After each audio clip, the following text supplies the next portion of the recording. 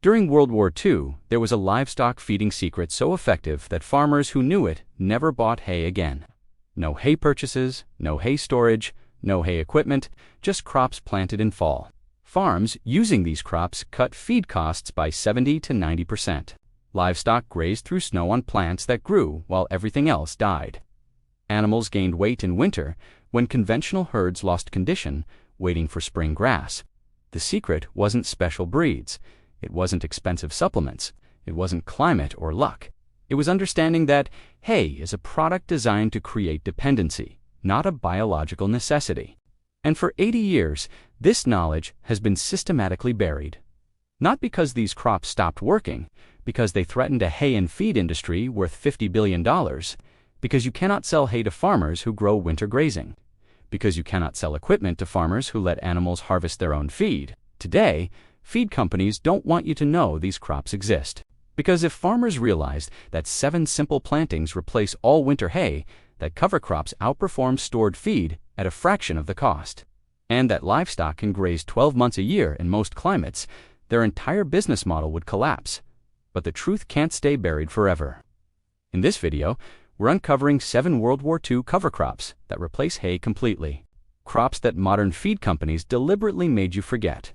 Crops that still grow through winter, still feed livestock for free, and still eliminate hay dependency the way they did 80 years ago. By the end, you'll understand why your great-grandparents never needed hay barns. And you'll know exactly how to feed livestock without ever buying hay again. Number 1. The Fodder radish revolution. In 1943, European farmers faced a crisis that seemed impossible to survive.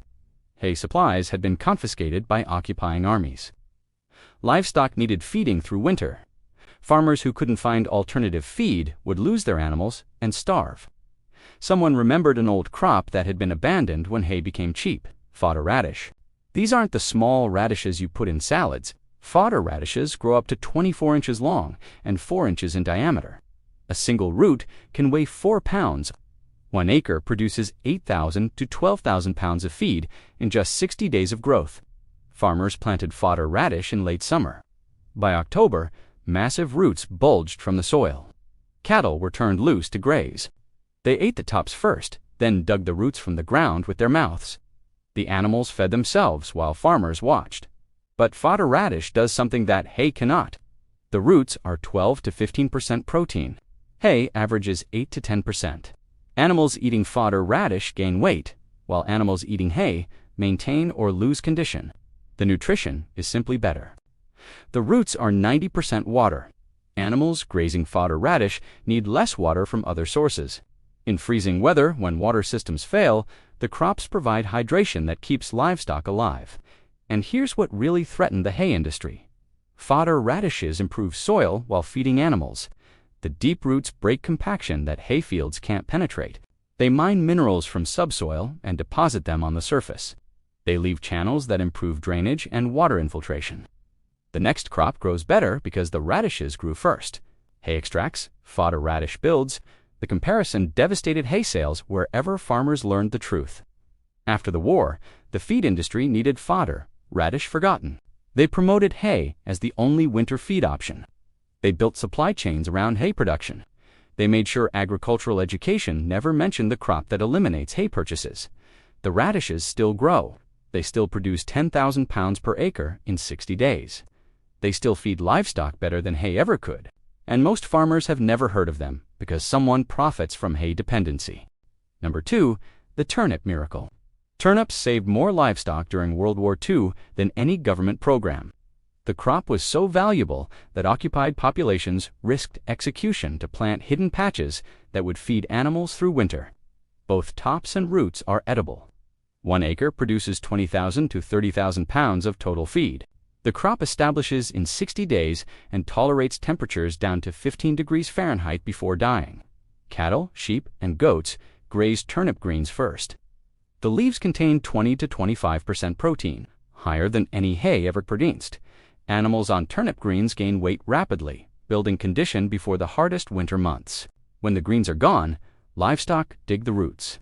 Turnip roots are 8 to 10% sugar. Animals prefer them to grain. The natural sugars provide energy that keeps body temperature stable in freezing weather. But turnips do something that revolutionized World War II livestock production. They extend the grazing season by 2 to 3 months. Planted in late summer, turnips provide feed from October through January in most climates. Animals that would have been confined to barns, eating expensive hay, instead graze freely, feeding themselves. The labor savings alone justified the crop. No hay to cut, no hay to bale, no hay to store, no hay to feed, out daily. Farmers simply opened gates and let animals harvest their own feed. The equipment industry couldn't allow this knowledge to spread. Hay requires tractors, mowers, balers, wagons, storage buildings, and feeding equipment. Turnip grazing requires a fence and a water source. Every farmer who switched to turnips represented thousands of dollars in equipment that wouldn't be sold. After the war, turnips were repositioned as a human vegetable, not livestock feed. Agricultural schools stopped teaching fodder turnip varieties. The crop that fed millions of animals through the war years became a forgotten curiosity. The turnips still grow. They still produce 30,000 pounds per acre. They still replace 3 months of hay purchases. And the equipment industry still hopes you never plant them. Number 3. The winter rye's secret. Winter rye does something that no hay crop can match. It grows when everything else is dormant. While hay fields sit brown and dead, winter rye pushes green shoots through snow. World War II farmers discovered that livestock could graze winter rye from late fall through early spring. The crop planted in September produced grazing by November. It stopped growing during the coldest weeks, then resumed in February. Animals had fresh green feed for 8 months of the year instead of 4. 1 acre of winter rye produces 3,000 to 5,000 pounds of dry matter when grazed multiple times, but the real value isn't tonnage, it's timing. Winter rye provides feed exactly when hay is most expensive. Late fall, when summer pastures are exhausted. Early spring, when stored hay runs out, the crop fills the gaps that hay farmers exploit to charge premium prices. But winter rye does something even more valuable. It regrows after grazing. Cut or graze it in November, and it regrows by February. Graze it again in February, and it regrows by April. One planting provides multiple harvests. One seed purchase feeds livestock all winter. Hay provides 1 harvest per cutting. Every bale fed is gone forever. The farmer must purchase or produce more. The cycle of expense never ends. Winter rye breaks the cycle. Plant once, graze multiple times. No additional purchases required. The feed industry understood this threat immediately. After the war, they promoted winter rye as a cover crop for soil health, not as livestock feed. They never mentioned grazing. They never explained that the crop they recommended for soil improvement could also eliminate hay purchases. The rye still grows through winter. It still provides multiple grazing. It still makes hay unnecessary for any farmer willing to manage grazing instead of feeding. The feed industry just hopes you never figure that out. Number 4. The crimson clover conspiracy. During the Second World War, Southern farmers discovered a cover crop that seemed too good to be true.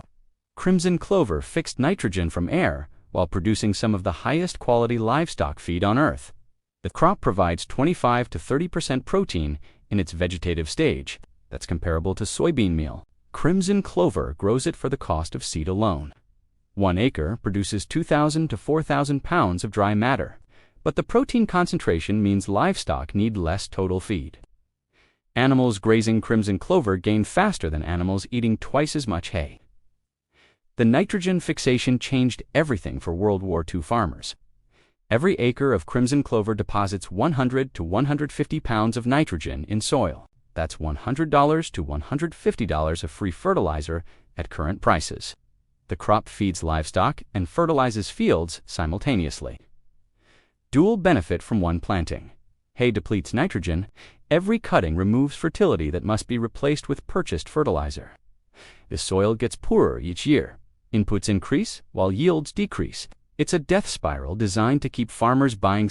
Crimson clover reverses the spiral. Soil gets richer. Following crops grow better. Fertility accumulates instead of depleting. But here's what threatened the feed industry most. Crimson clover reseeds itself. Let it flower once, and seeds scatter across the field.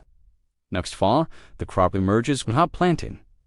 A farmer who establishes crimson clover once may never need to plant it again. The seed industry can't tolerate crops that reproduce themselves.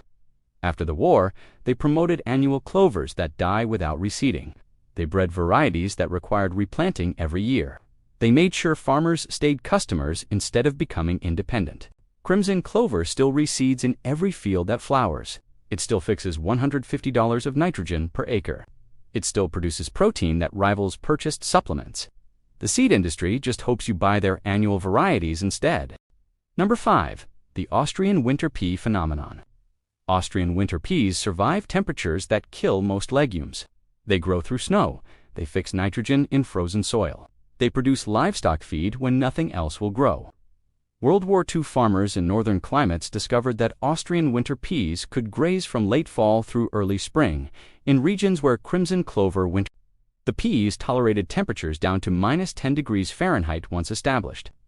The protein content shocked agricultural researchers. Austrian winter peas test at 25 to 28% protein in vegetative growth.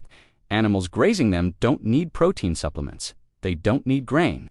They need nothing except the peas and water.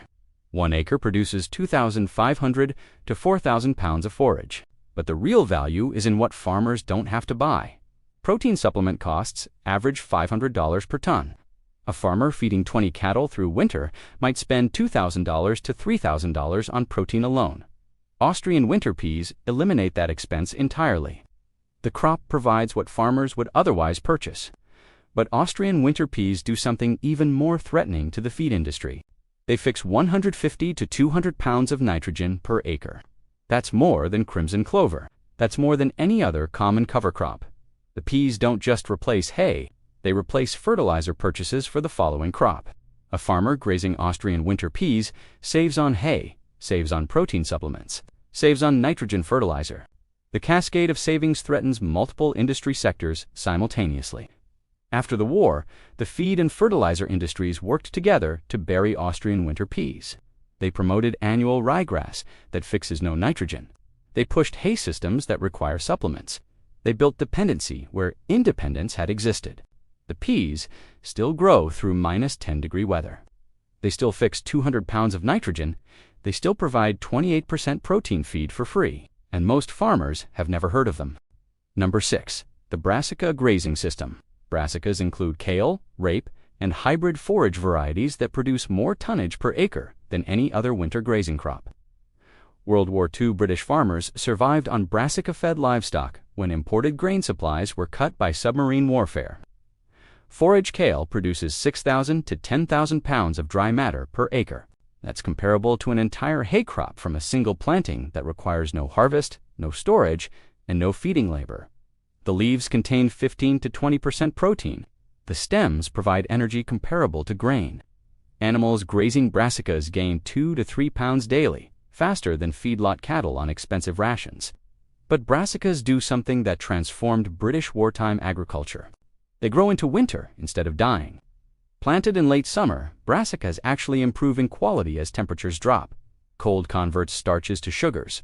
Frozen brassicas are sweeter than fresh ones. Animals graze enthusiastically through snow because the feed is better, not worse. This reversed everything farmers believed about winter feeding. Hay quality declines from the moment it's cut. Nutrients oxidize. Sugars break down. Protein degrades. 6-month-old hay is nutritionally inferior to the day it was baled. Brassicas gain nutritional value as they stand. December kale is better than September kale. The longer you wait, the better it gets. Storage isn't just unnecessary, it's counterproductive. The feed industry needed this knowledge suppressed.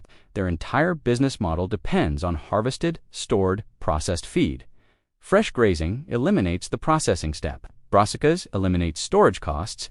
Every farmer who switches to brassica grazing is a customer lost to hay, supplements, and processing equipment. After the war, brassicas were repositioned as human vegetables. Livestock varieties were removed from catalogs. The crops that fed British livestock through submarine blockades became forgotten relics of a desperate time. The brassicas still produce 10,000 pounds per acre.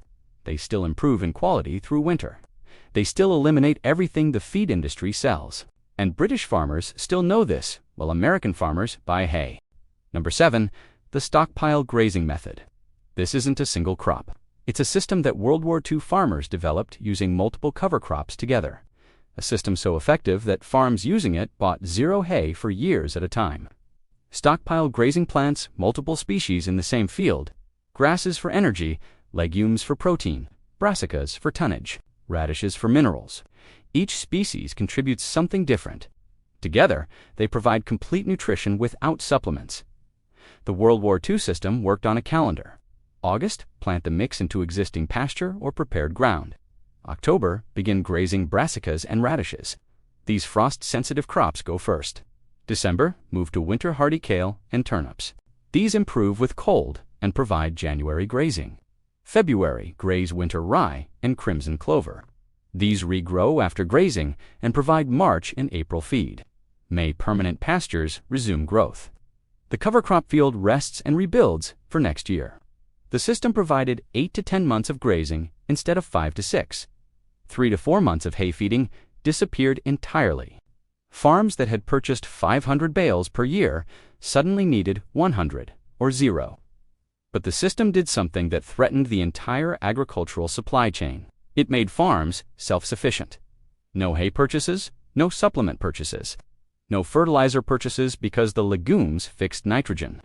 No equipment purchases because animals harvested their own feed. A self-sufficient farm is a farm that doesn't buy things. This is the agricultural industry's worst nightmare. After the war, the industry dismantled stockpile grazing knowledge piece by piece. They separated cover crops from livestock systems. They promoted specialized hay operations. They built dependency back into farms that had achieved independence. The system still works exactly as it did in 1944. The crops still grow. The calendar still functions. 8 months of grazing still eliminates winter hay. The industry just made sure you'd never learn to put the pieces together. These weren't just crop choices. They were survival strategies developed by farmers who would lose everything if they got it wrong. No hay dealers, no feed stores, no backup supplies.